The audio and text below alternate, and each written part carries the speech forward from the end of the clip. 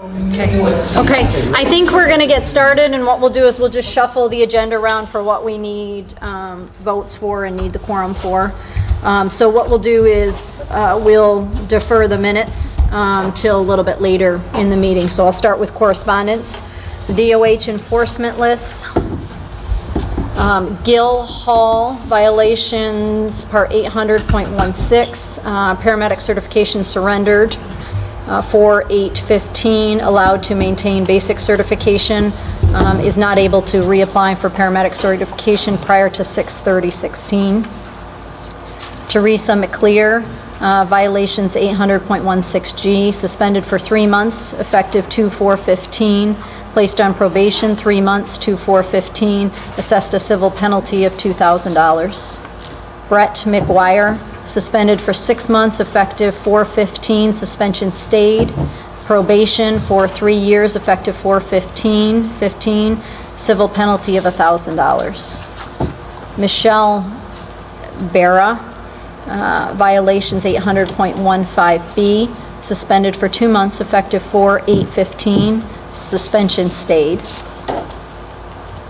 Shane Mezzacappa, violations 800.16C and D, suspended for 1 year, effective 3/16, suspension stayed. Assessed a civil penalty of $2,000, $1,500 is suspended contingent upon compliance with the stipulation and order. We only have one piece of correspondence, and that is a letter from the Department of Health recognizing Canton Potsdam Hospital as a provisional Level 3 trauma center. Okay, moving on to old business, program agency change. There was a special meeting of the REMSCO held on April 20th, in which presentations from SUNY Canton and Fort Drum Regional Health Planning Organization were provided to become the program agency. And after the presentations, there was discussion and a vote by REMSCO, and the decision was unanimous to move to Fort Drum Regional Health Planning Organization. Letters have gone out to all the agencies along with information on Fort Drum Regional Health Planning. We saw from the REMSCO members, some people thought it was associated with Fort Drum because of the name and thought it was military, so we wanted them to have information on them. We are proceeding with it. We do have a program agency committee that consists of Fred Lampman from Jefferson County, Jim Devers from Lewis, and Craig Ballard from St. Lawrence. And we've had 2 or 3 meetings, and we have a list of tasks with completion dates. And the game plan is July 1st, when the contract ends, that it will be with Fort Drum Regional Health Planning. The ad was in the paper Sunday for the program agency director. And so we are proceeding along with that. Okay, air medical, Ann?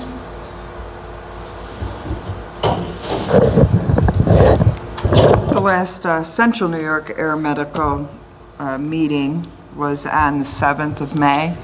And if you remember, I previously reported at the last meeting that they were looking at potentially forming, inviting some other air medical services in and forming more of a group that included everybody, a statewide air medical services committee, which I thought was a great idea. I was actually very excited about, since we also participate, Air Methods also participates in the Northeast Air Alliance, which incorporates a bunch of other air medical services across the Northeast. At the last meeting on May 7th, the REMSCO chair, or vice chair? Chair. Who's REMSCO?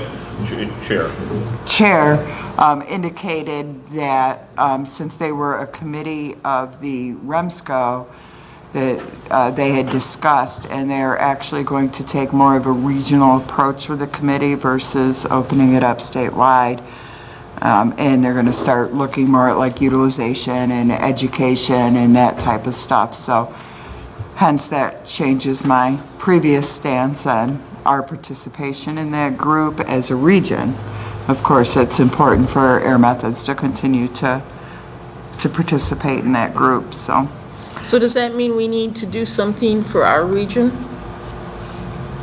if they're doing a more regional approach, or are they including, continuing to include us with that?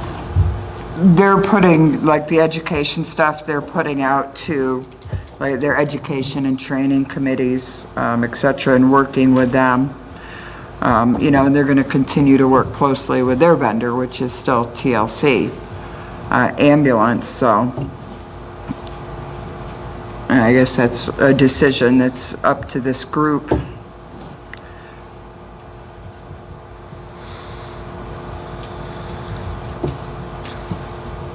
We can talk about it at REMSCO.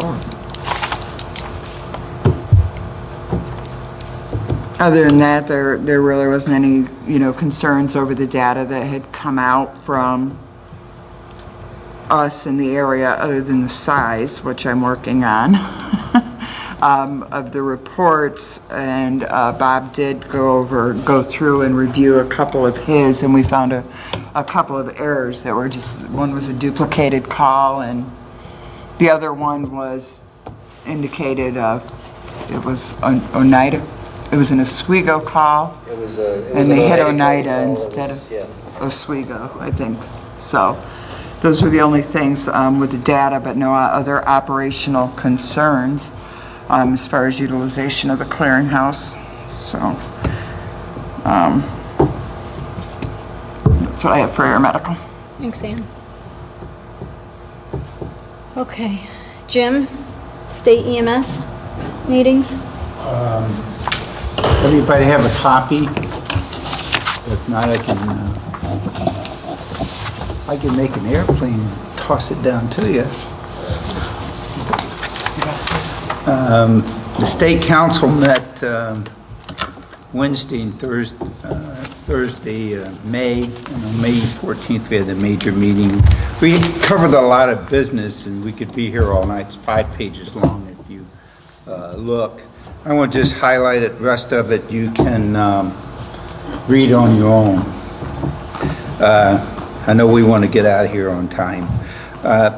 Some of the big things that they talked about was there had been some changes to Part 800, mainly cleaning up the language in it, updating it to what, and getting rid of all the old stuff in there. So it has been published from the state register and has been adopted. Most of the revisions had to deal with the 800.12, also dealing with which deals with reciprocity moving into New York State from other states, and they cleaned that up, made it a lot easier. Reported on the BLS CPAP policy statement along with the training package. I do have a copy of that, and will be posted on the state Bureau's website shortly, so they informed us. So that will be on the state website. They did mention that 90% of the state PCRs are now done electronically, which I thought was really moving in the right direction. We're working on BLS protocol revisions. They hope to do a rollout on that. That would include the spinal cord immobilization. Let's see, training and ed, that's where I want to go. Let's see where the EpiPen thing is. Also, the thing that I think was, I mentioned, it's on page 2, and it's a report that was given by Dr. Daly. It had the check and inject pilot program, and regions can participate. To make it real short, you with the escalating cost of EpiPens. I'm sorry. Can we wait and do this when we obtain a quorum so that we can vote? Because we're going to vote on whether we participate. So do you mind skipping to that? We'll get to it in new business. I'll just skip all that then. Most of this stuff, to let you know what's coming down the future, we're going to look at the 800 equipment on the ambulance and do some revisions and updating that. We also have a committee, the safety committee. We're going to be looking at the requirements for the new ambulances. We're going to look at both the triple K specs, the NFPA specs, some Canadian specs and European safety specs, and try to come up with a new guideline for ambulances as far as construction, and that has to deal with 800.22. Another thing people need to be aware is that it was noted that Chevy will discontinue manufacture of the Duramax diesel engine in the model year 2016, and because it does not meet the emission standards. And also, there was discussion that Ford probably would not come out with another diesel, so that's kind of out there. Another thing that was brought on was the paramedicine, and I know that's passed one of the, was it the assembly, or has it passed both? I believe at this point in juncture, it is assembly passed, Senate, which is commonality on language, and I believe we're very close. Yeah, that's what mine, I know that passed the Senate, I mean, the assembly, there was language issues with the Senate. And as far as the paramedicine. Only a very minor word. Yeah. So that's pretty cool. Also, they came up, there's a draft up there with the EMS for children. They brought up a equipment requirement list, and actually they're taking the major changes. They're taking the traction splint off for pediatrics. So you can read the rest. We can move on. Does anyone have any questions for Jim? Friendly amendments that report, I just highlighted one. Oh, go ahead, John. The one thing that is in this report, which was talked about extensively, is they're re-examining the critical care level. And I will offer St. Lawrence County, Lewis County, critical care is an integral part of how our systems work. And what happens with this, we have a vested interest to look at this. And I would strongly encourage you guys to think about getting participation in that to get your thoughts known in terms of there. Now, the question has come up, well, that mean we're eliminating criminal care? The answer is critical care, critical care, geez, thank you. Critical care, no, that does not automatically. Could that happen as a result of this? I don't know. At the moment, I don't think so, but this is an evolutionary process. What they're looking at is frankly this, with now the AEMT level being able to push medications, doing more with that, and since I think it's 1,700 critical cares in the state, does it make sense to put all the time and effort to rewrite a curriculum that, oh, by the way, the textbooks don't support? That was the big issue, and there's like so many different varieties of the program throughout the state. There's nothing, there's no same program. Of my 4 regional councils, you guys have the largest proportional percentage of critical cares than anywhere else, okay? So I just, and unfortunately, as when we do protocol development, we gear around the paramedic, but no offense, a lot of your patients are critical care and that's what they get. And we need to not lose that focus, and I'd hate to have something go down on here that all of a sudden you guys missed the boat because you weren't participating in those meetings or aware or get the full drift of what's going on with this. Who's heading that up? Oh boy, now I can't remember. It's a training committee. It's a training committee. We talked about it a little bit. Yeah, Chairman Blum stated that he would come up with a plan for such a study prior to September, so I'm not sure. But that's what we're looking at. We're looking at doing that. Now, it's a project near and dear to my heart in that I was heavily involved in writing the last critical care curriculum, okay? And I see the evolution. I can see it both ways. I don't know what the right answer is. Clearly, if we move this totally to paramedic, we're going to have to come up with some transition processes over a couple of years to do that, okay?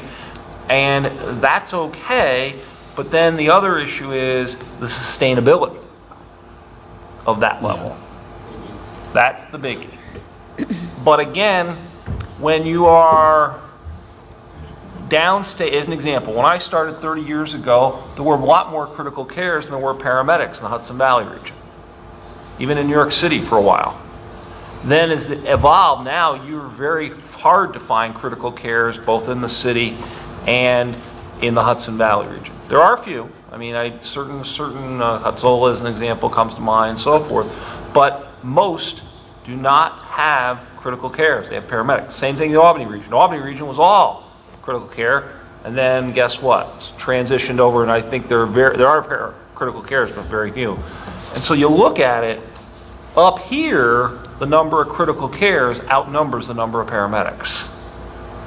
So for you guys, this is one of those ones I would encourage your state council leadership and stay on top of this, because it'll have a big impact and a system impact as things evolve here. It kind of came in at the Training and Ed Committee as somebody to look at it because of the different curriculums out there, and it's nothing meeting the national standard. It's at least try to bring it up to national standards. Well, again, and that's going to be costly. That's going to be costly, and I don't know the right answers here, and no one does. That's why they're going to study it and come out. But and like anything, this isn't going to happen next meeting. It may not happen a year from now, but probably within a year, 3 years, probably. something will happen with this, Yeah. one way or the other. And what critical care may look like may be very different than what it is today. That's kind of the message that needs to be there. The one other friendly amendment to your report, and I thought you did a great job of highlighting it, a friendly reminder, and I'm getting phone calls about this, there have been no changes related to spinal immobilization. We are to continue doing what the statewide BLS protocols say, period. Okay? And there's a whole bunch of good reasons for that. One is, yes, conceptually we have a concept of how it's going to work, but we don't know the details. And med-legally, anybody who deviates from the statewide BLS protocols is really practicing medicine without a license. So for agency medical directors and so forth. Now, with online medical control, could you say, I want to put them on, I want to put a collar on, do a fixation thing with an online order? You can do anything you want. I say anything, but you could relate it to this spinal thing. But standing orders are there for a way, and the procedurals we have in place right now are it. Okay, so that's it. And Lee, by the way, did send out a letter to all the regional councils on that, and I just mentioned that again. Thank you. Thanks, John. Controlled substances. John, do you know, did the two in St. Lawrence County get their licenses yet? Rensselaer got their approval. They haven't got their license because there's some dispute over the payment. I thought I got that under control. Okay. I'll work it. I was aware of that. That was as of last week. There's one, or I'm trying to remember who the other one is that's in progress. Everybody's got them. Everybody's got the paperwork in. They're just waiting for it to be done. So we're going to need to work closely with these agencies that have just come on board with this, because the first report will have to be for going through June. So if you have agencies that just got their controlled substances, try to work with them, make sure that they know the report has to be done. And for Jefferson County, people need to call and schedule an appointment with Joe Sanzone to go in and do the inspections, and it just may be, this first time may be a little bit more tough for people to do that paperwork the first time go around, so try to remind people that June 30th is fast approaching and that the first report will need to be done. What was the other agency, John? Rensselaer? I'm blanking on it right now, but it'll come back to me. In a previous meeting, or in another meeting, my understanding was that Madrid Rescue had not submitted any paperwork.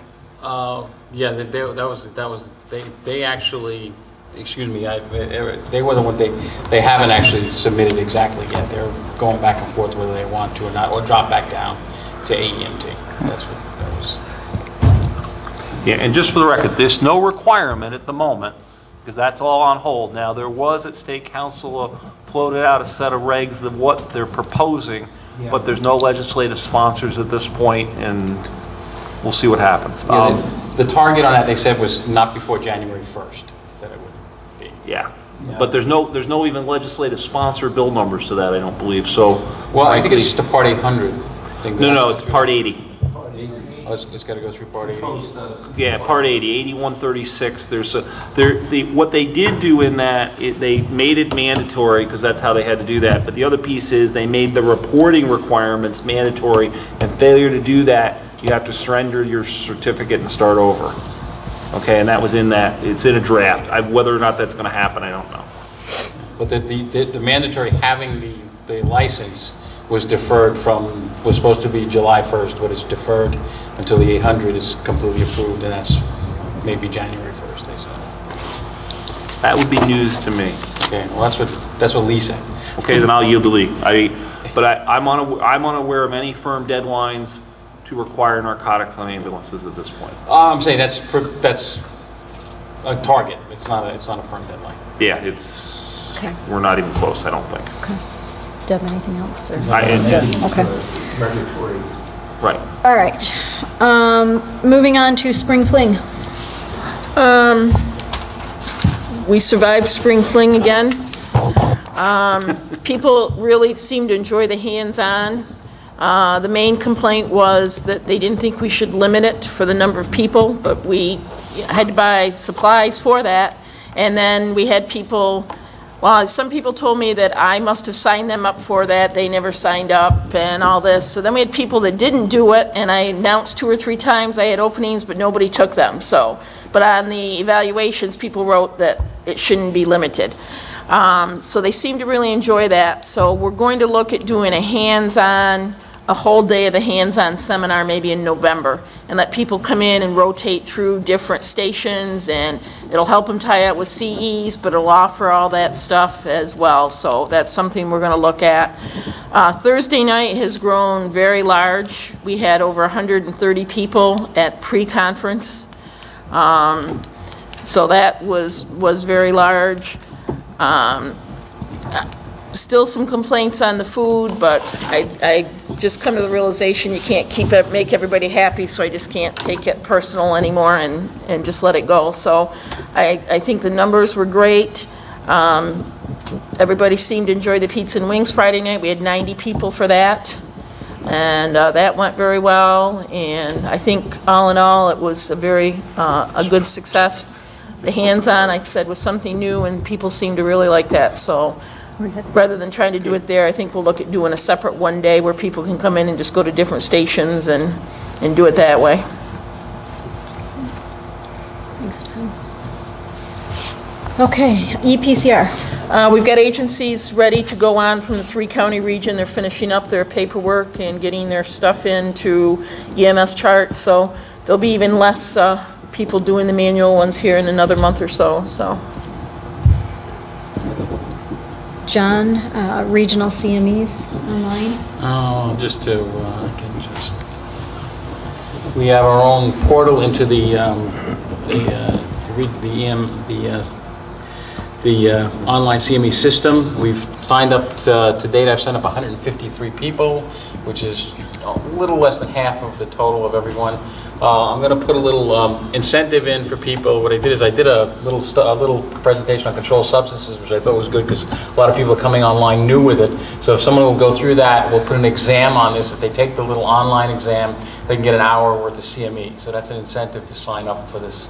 And people that have already signed up for it can take it also, an hour's worth of CME. So I think that will sweeten the pot a little bit to get people to sign up for this. They're in the process of upgrading the site. We should be able to do more things with it when it's upgraded and keep better track of people's CMEs. They'll be able to see more about what they have and things like that. And once again, they'll be able to go online and do some CMEs online directly from here and take a little exam and get the credit for that. Things like Spring Fling, once it's fully in motion there, you'll be able to sign people into it directly from the Spring Fling, and then it'll just send the certificates out automatically, which will be a great help for everyone, I think. Deb will appreciate that one. So that's all in progress right now. And So what are we going to do? We need to reach out to the 150 or so that Yeah, haven't. well, that's what I'm gonna resend, I'm gonna send one to everybody that we have an email for to sign up, and each agency also, to get the people who are not signed up. I mean, we can cross it with the list we have now, and find out who isn't, so we can send them emails to get signed up, and then hopefully, we'll be running this, most of the CMEs in this next semester will come in through here, and we won't have all the paper flying around that we had before. Are we going to take paper? We may have to one semester, I mean, we may just have to, but the next one we wouldn't. That's the way I would imagine. So, probably not worth all the argument we'd have on the first one, but I definitely would say the next one, no paper.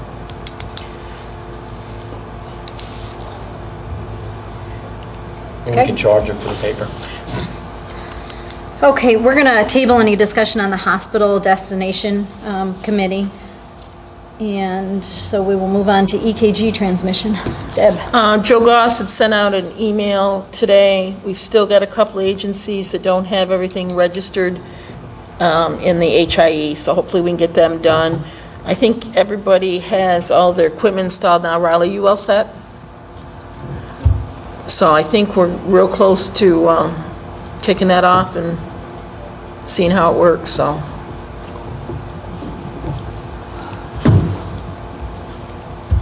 Okay, John, CME suspensions? There's no change in the ones that was just, no one's submitted anything since the last. And BLS secondary pilot program status. The, which one was that, the BLS? The airway, secondary airway. The secondary, we're still waiting for, still waiting for Suffolk County to resolve whatever problem they had with their ethics committee on the study. They will let us know as soon as it's ready to go. Okay. Dave, infectious disease tag. Well, between illnesses and horribly busy schedule, we actually didn't have a meeting. I've talked with some different people through public health and Samaritan's infectious control, and currently the understanding is as soon as there's an identifiable person, it's supposed to be going through public health.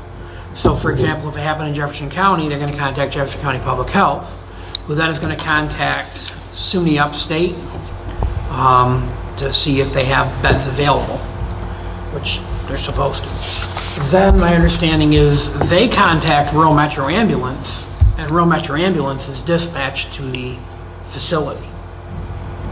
So until I can get something a little more out of that, of course, John's sitting at the table, and I hate to put him on the spot, but Yeah, you've outlined that's my understanding. that. You've outlined it fairly accurately. Now, let me do a couple codicils, if I could, to that. please. The requirement is still in place that everybody's supposed to be training. Now, it doesn't have to be going through burning physical CME, PPE every month, but at least HIA guys, how do you double wash, HIA, kind of don't let Ebola strip away. Yes, the international community declared Ebola under control, and that was published about a month ago, but there are still cases out there, and we are still monitoring people that are coming back that are at low risk but not at no risk, okay? Now, the expectation here is if we find somebody in a local house who's got fever and chills and they're an at-risk provider, is exactly what you said. Send the local EMS community over, provide supportive care, don't transport them anywhere, and let Rural Metro get up here and get them. Now, if they have an acute condition, they're having an AMI, they're having, and they're afebrile, by the way, may I add, you treat them like any other normal patient. Because they're not, no fever, no transmission. However, if they've got a fever and they got the AMI and all the other things, you still treat all of that, and then you have an option. Medical control can say, meet the Rural Metro truck and take them down to SUNY, or, okay, because they might need cath lab and everything else, or you take them to the local hospital and figure it out from there. That is the working plan. that is being propagated through the state, okay, in terms of dealing with this. Now, yes, still, first responders, all those folks still need to keep all the PPE up and do all that good stuff, but that's the regionalized approach. And it just makes more sense, you know what I'm trying to say? Because the other thing is, Rural Metro routinely trains with the staff at SUNY how they're going to meet in the parking lot. They've got barrels where they're going to put their PPE. I mean, there's a process they go through to handle, and by the way, Upstate is going to take all the contaminated medical waste and do that. Now, there is a letter out, and I unfortunately don't remember the dates. SUNY is going through a pretty major revamp of their negative pressure rooms to allow to bring lab services and so forth into that Ebola containment area, and they're not going to have beds available for about a 2-week period while they do this construction build out. And I don't remember the dates. They did publish out an email, a letter to hospitals about that, I know, and the ambulance county coordinators, I think, and some other folks got it, and but they'll be up and running here very quickly, and I'm thinking either it's already been and gone, or they're in the middle of it right now, and that's my remembrance, but I'm not exactly sure of the dates. Okay, but We need to get something out to agencies, because agencies don't know what they're supposed to be doing. And we're going to have something happen, and then it's going to be, Well, because, I mean, I didn't know the rural metro was the thing now, so I mean, I wouldn't well, have known that. here's what's, there is some stuff that came from the county. A program was put together, I can speak for Jefferson County right now. A program was put together with public health, with county coordinators, and 911 center. Yep. So that if you called 911 right now and, you know, fever, travel, I'm just going to stay with that real simple. Fever, Right. travel, you're deemed a person under suspicion. We're not toning out your local ambulance agency. That call goes to the public health. There's a 24/7 nurse line that gets called. That nurse will speak directly to family or patient if possible, and basically do an immediate pre-screen, and they have the ability to get into statewide Department of Health stuff. And I'm going to be going with paraphrase because I don't have all the book in front of me with the whole thing, but essentially that's going to start the ball rolling. When they get done with that pre-screen, a determination is going to be made that they are a person under suspicion and we need to go that route, or they are not, at which point they'll call 911 back and say, go ahead and dispatch your local agency.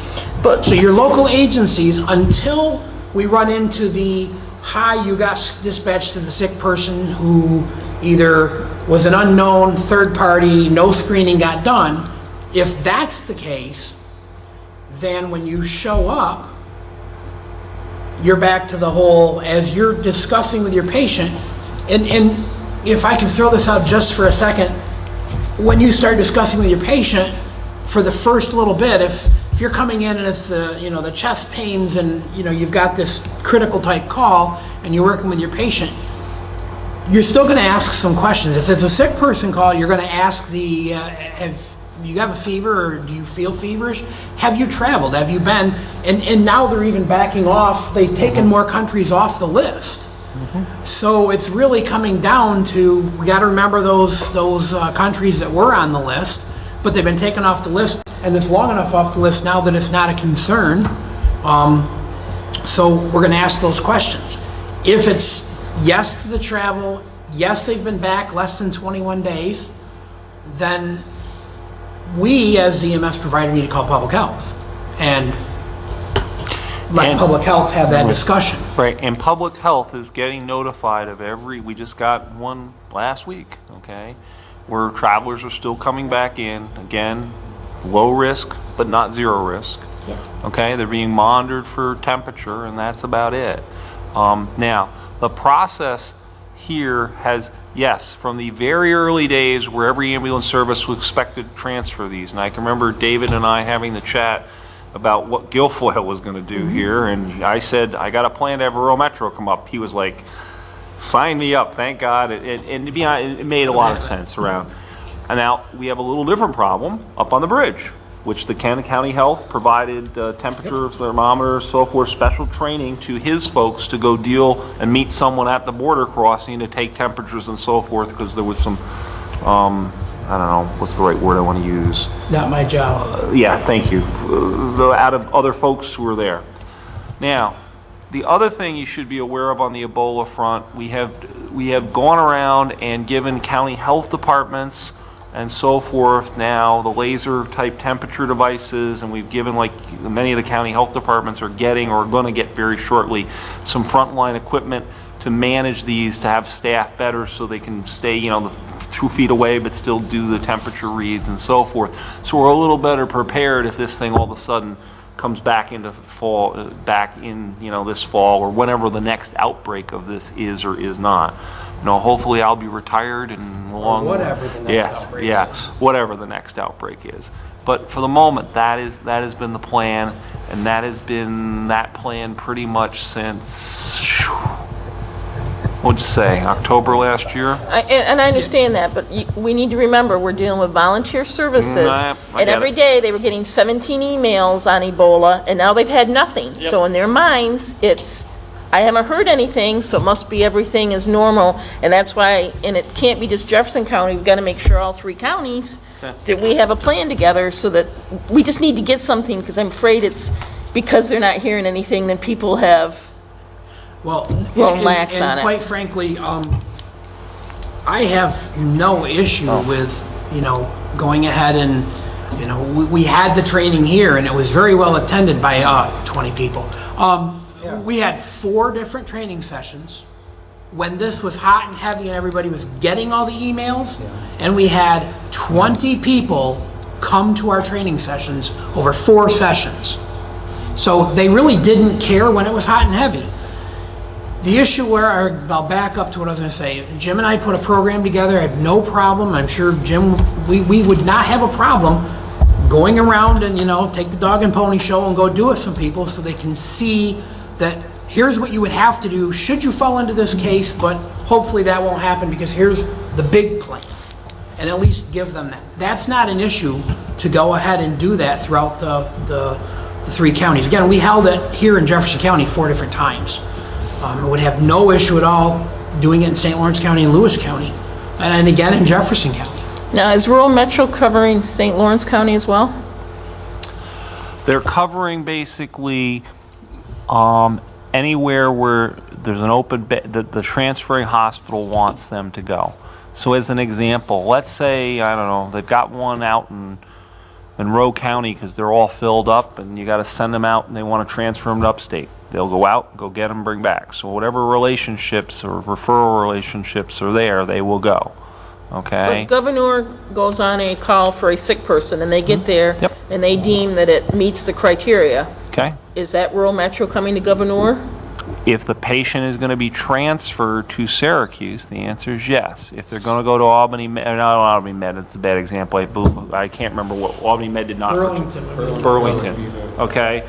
Then the Burlington similarly has a relationship with an ambulance that they would send over and come get them and take them back. But if an example, if Rural Metro's called to transfer to somewhere else, Syracuse, right? yeah, they're pretty much all going. How about I'd have to go ask? I don't know the answer. How about Lewis County? Where, are they going to Syracuse? They go to Syracuse, yes. Yeah, and there's no question in my mind. I would echo Dave's response with the training and everything. I actually had to go to each individual agency one by one to drop off the equipment. And as I went to the agency, I trained the ambulance leader and whomever the crew was at that day to actually put the equipment on correctly and ensured that the ambulance leader had a good handle on it. If they had questions, they'd call me back. And I had no grief doing that. But it was a matter of just getting them to participate. So, yeah, I can see exactly where you're coming from with that. I trained a few more in the county. It was in the mid-20s. You know, I don't have the exact paperwork here in front of me, but that was only because I was standing there and it got done, so. Ann, did you have a comment? Well, just St. Lawrence County Public Health in conjunction with emergency services. What they did is they identified, there was 5, but now there's 4. I think one dropped back. Right. 4 of the major agencies, and they were going to be the only ones that were going to be dispatched to a suspected case of that for transport to a local hospital. And I know that Mike Lacaille in Public Health and those worked with those agencies, or so that... And I get those. Those aren't my worry. My worry is the little fire department that has an ambulance and answers 80 calls a year, and they go to a general illness, and it ends up being that, and then we have Well, bigger problems. That's what my fear is it comes in as a general illness or sick person, and then... I would, without belaboring it much longer, I would point out a couple of quick things that this is probably the crux of the training, is that anytime you deal with a respiratory illness, you should be wearing, your gloves, your goggle, and your mask. And quite frankly, if we go all the way back to what put the world on the stare in United States, in Dallas, Texas, the gentleman who died and the 2 nurses who got it and got sick and got better, the fire department paramedics who went and took care of this guy didn't know what he had and took him in with standard PPEs. Not all this head to toe, full body glove, the whole everything on. And they didn't get sick.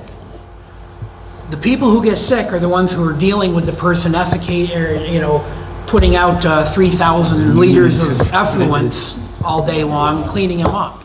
They're the ones who got sick, and probably during the doffing period. So the fact that information or knowledge is what keeps us from panicking, that's the golden rule. Let's get the knowledge out to the people. But the big thing is if you wear your standard PPE that you're supposed to be wearing, and every ambulance should be having gown, gloves, all of that is supposed to be in the ambulance as our standard. It was just because of the extra that we went into the whole booties and the full body everything and the hood and everything. Again, that was really only because if they're spraying and sending it all over. Otherwise, if you put that on, and again, it's typically presenting respiratory for that, N95, gloves, goggles, and again, you can even have absolutely nothing on and be 3 feet from the person and talk to them, 3 to 6 feet, and ask a few questions and get through that. And I've got several cases where when it first started out, examples that we went through where we got dispatched to, an unresponsive female.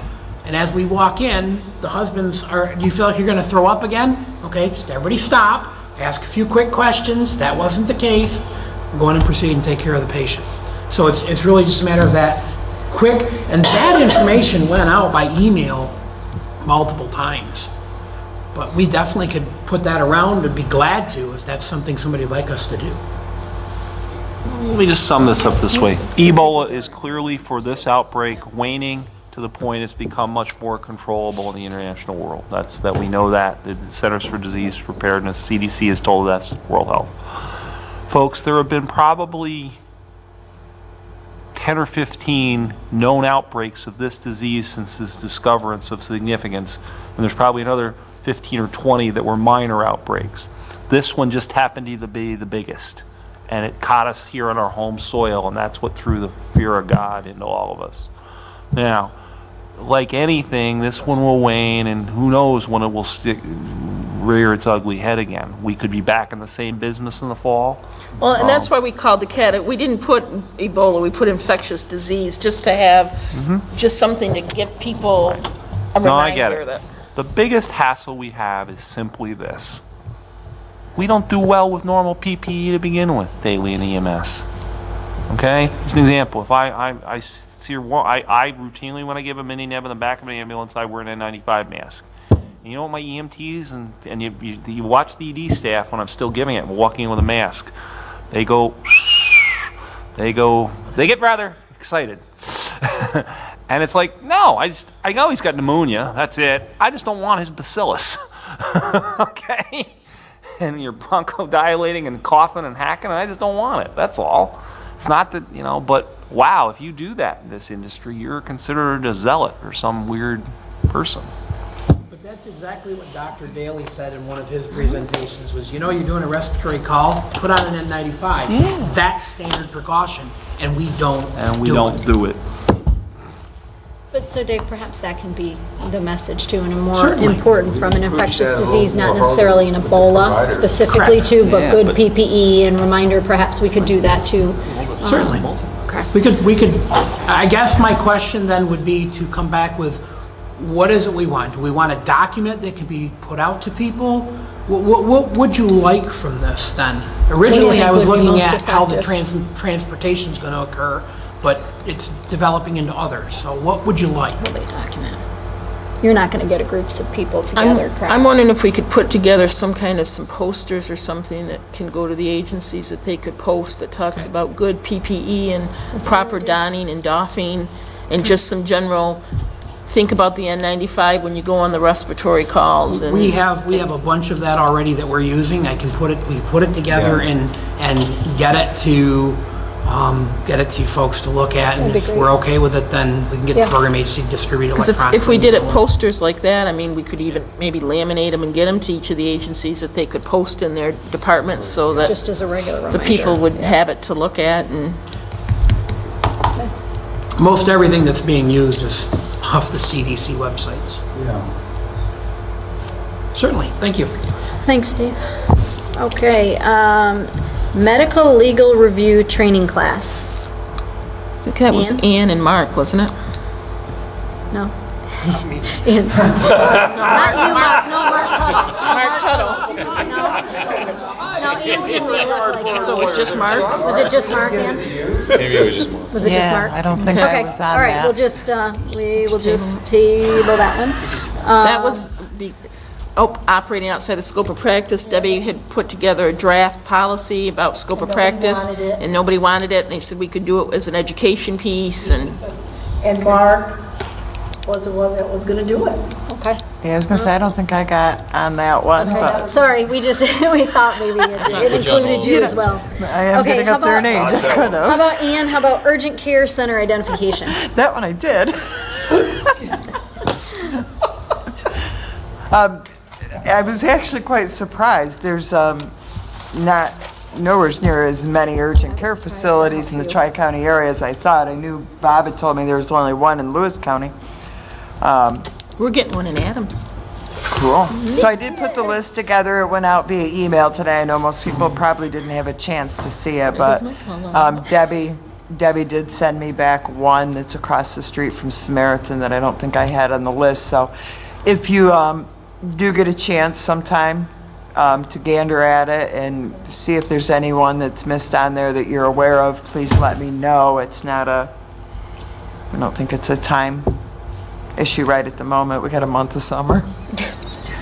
Come August, it could snow again, so we might need it. Yeah, right. And then at that time, the committee we'll have to reach out to these folks and a lot of them close, find out what their procedures are, kind of get a feel from them in regards to what their thoughts are on it. So that's the next step. Thanks, Ann. Okay, John, the med control manual? That's, completed, and it just has to be approved and then sent out to. Did everybody have a chance? Remember, John brought it to our last meeting, and we wanted an opportunity, people have a little more time to look at it. And then it was supposed to come back here, everyone having reviewed it, so that we could vote on it. No? Okay. Because right now, nurse NP should not be giving med orders, and that's happening, and it's not spelled out in that. So how about this, guys? control If I manual. really need perhaps, and I'm sorry to ask, but we send it back out again? I will email it to And everybody individually tomorrow. We have to have input so that we can approve this. Our next meeting's not till the fall. So can we do it via email? Yep. Approval of? Yep. So will everyone please be diligent and to review it and email back to John? Thank you. Okay. And just friendly amendment, John, report out on that so it gets in the meeting minutes for your next meeting, so that way there's an official record it was approved. Thanks, John. Going in the minutes right now. Okay, but All right. just when you ultimately get this decision, just capture it in a meeting Make sure that minute. it's put back Yeah. into the. Was there a multitude of other changes other than that? Primarily, it had to do with nurse practitioners, but there were some other things also. So is it reasonable to say by Friday? Everyone reviews and gets back to John, please? Okay. Is there, John, do you have a list of some of the specific, I mean, it would I be can helpful send for it out people with the reviewing. I can The send revisions a are version in- with the revisions in it. Yeah, I think that would make it a little bit easier Little for easier to people get to through. See what the review. revisions are. I'll Okay. send the revisions. That's a Yeah, good idea. that would It'll make shorten life a time, lot Make easier. it easier. Okay, and we're going to table the RSI and RSI committee, given our pending transition to new program agency, and that has to take the, that has to be our priority at this point. John, medical director PowerPoint, that was in the same emailings, correct? Yeah, yes it was. I'm going to assume I'm going to get the same answer And I got some feedback for from that. people on that particular thing. I got feedback from you, from Maya Yes. also. It was a PowerPoint for the agency medical directors who were new, perhaps. More just- informational. or More informational, just gives them some idea what they need to do. Does anybody remember that one? Okay. Can we do the same thing with that? Because we really want to get approved that one as well. Okay, so John, you send that one I'll out send tomorrow them too? both out together. Okay, okay. Thank you. All right, any other old business? Old business? Okay, John, program agency report.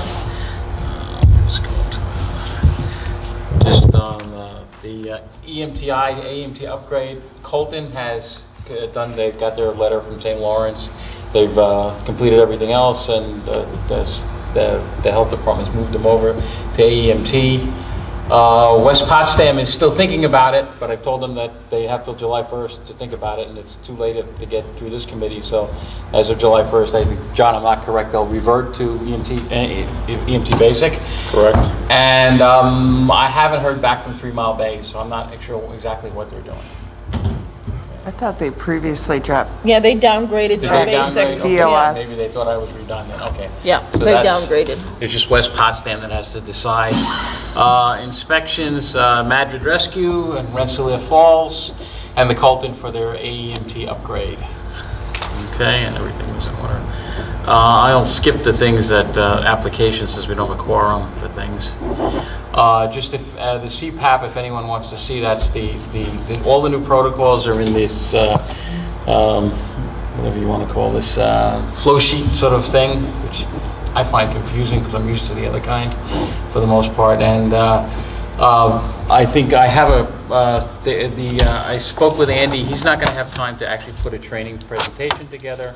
He wants each region to do their own. Okay, so I have one that if you want, I'll send it to you, and you can tweak it any way you want to.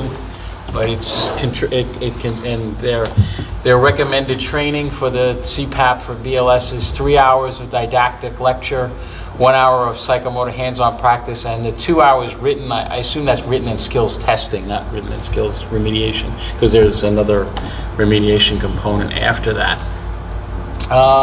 Just a couple of things, there was some talk at the State Council, how many times people actually use EpiPens that we all throw away. I think the estimate was what, Jim, $10 million a year and thrown away EpiPens across the state. And that's pretty amazing when you think about what we could do with $10 million. Okay, this was actually one use that we did have, and since I've been here, this is the only use that's come into our office to be looked at. Okay, and the patient did improve, the symptoms did improve with this thing. One very positive thing we did have come into the office, though, was an AED use at the Indian River High School for a 16-year-old in cardiac arrest. Was defibrillated successfully, went eventually to, I believe, Burlington, and had an implantable defibrillator put in.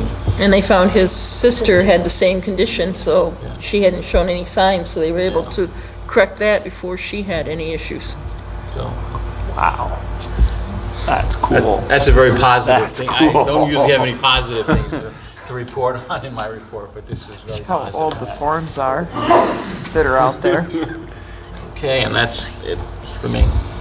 We'll hold the voting items till next meeting. Yeah, I guess, I have a question in regards to CPAP. one of the crazy things is, whether it's albuterol, epinephrine, whatever, there's a different process through the state on how it's going to be done. Should we develop, it outlines it in the policy statement, the, protocols and policies and procedures.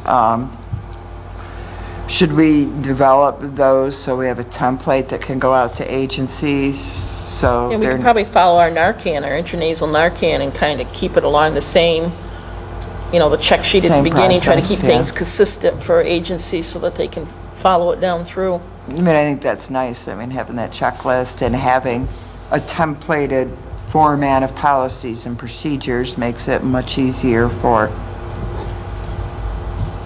the agencies who want to come on board with such. Good idea. To help my memory, just because I'll get the phone calls, did you all, when CPAP first came in for the AEMTs, mandate specific types and kinds, or you just said agency specific as long as it was trained and approved by the agency medical director? Correct. Thank you. Okay, Jim, we had kind of deferred the epi discussion, because I was hoping we were going to have a quorum, but we don't, so if you want to just speak to that now, so at least you can update everyone on that. And I think what we'll do for approval of the meetings, the epi tag, the CPAP, is I guess we'll have to do it by email. No. Look over on page 2 of the state council report. Dr. Daly had given a report, and it was approved by both the CMAG and the SIMSCO. It was this check and eject pilot program. And what it is, it's with the cost of epi and auto injectors. You bought any lately, Riley? How much have they cost? About $600. Yeah. And they said 4 years ago, it was $45. So it's now up to $600. So to help say, and that's where they mentioned we were throwing away $10 million. 10 million, yeah. They were originally, when I first started with this, it was $29.99 for an EpiPen. Yeah, they said they throw away $10 million a year. So what they come up with this program is actually done through Rochester University in New York State.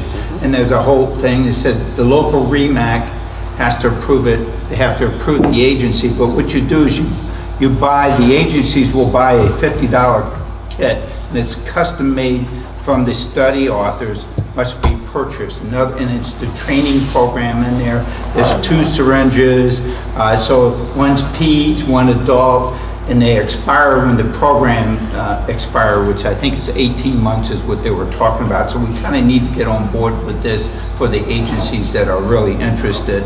And they kind of, the price of the kit includes all the training material. Only 1 or 2 kits per vehicle will be needed. They passed them around at the state council. So really, it looks like a little cassette player. They open it in, you got the 2 syringes and the vial in there.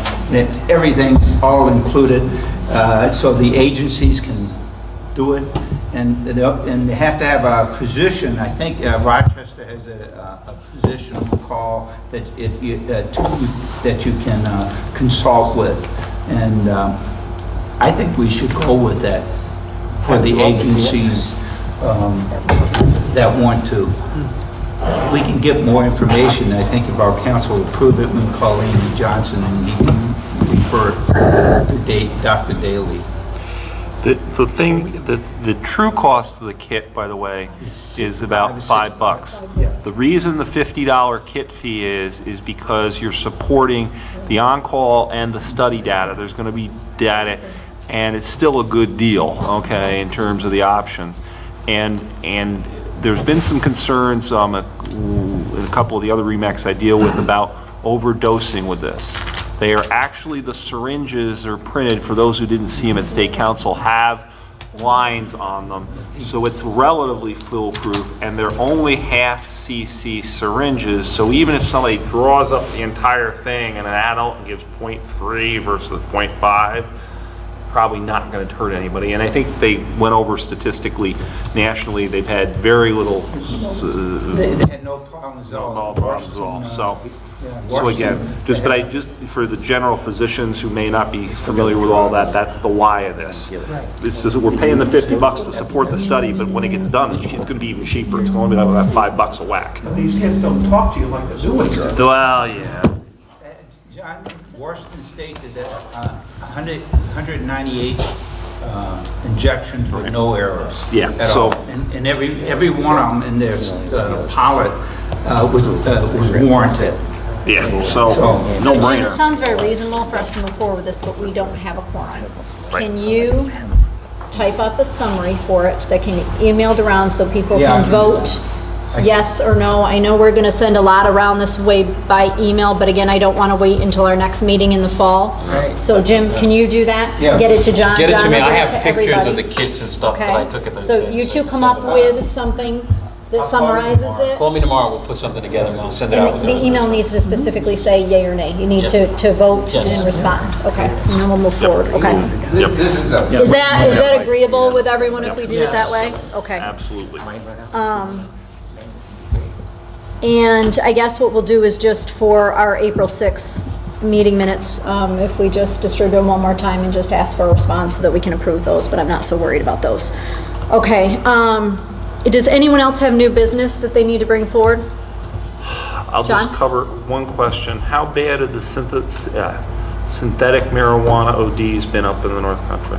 None? Sporadic, Sporadic? yeah. Okay. At least at Samaritan. All right, how about Lewis? We've seen any. Okay, good. St. Lawrence? As far as I know, there haven't been any in St. Lawrence. Okay, cool. The reason we're asking is obviously, just to bring you all up to speed, we had a huge problem in Syracuse to the emergency approval. We extended it out to Utica because they were getting bombarded. Right now, it seems to be waning somewhat. There's still, rural Metro's seeing one now, about 2 a day versus when we were seeing like 20 and 30 a day. But it's there. If it becomes a hassle, okay, like, because you never know where the dealers are going to go sell now. I hate to say that, but okay. We need to just, have communication, and if we get another surge or spike, this one is about crew member safety. Okay, that's what this one's about, folks. Okay, and BCS has allowed us to be pretty liberal here because they get that benzos are the only way to go. The one other thing that makes sense too is this is just, the big step is not having to play online order here. You can just go do it, okay? Because then, you go in, figure out what's going on, then you got to go play Mother Mary and then go back, and now everybody's getting beat on more. Versus the one other thing, if you have to do online control, IM seems to be anecdotally a little better way and safer way to go, and they're so hyped up the absorption's probably as good as if you did IV. Okay, that seems to be. And then the other thing is, with the typical patient restraint protocol we have with, what's the other drug we have in there? For patient, we have, Are you talking about Haldol, John? Haldol, thank you. Haldol makes them worse. Thank you. Don't mind me, my brain went there. Haldol makes them worse. Do not give them Haldol.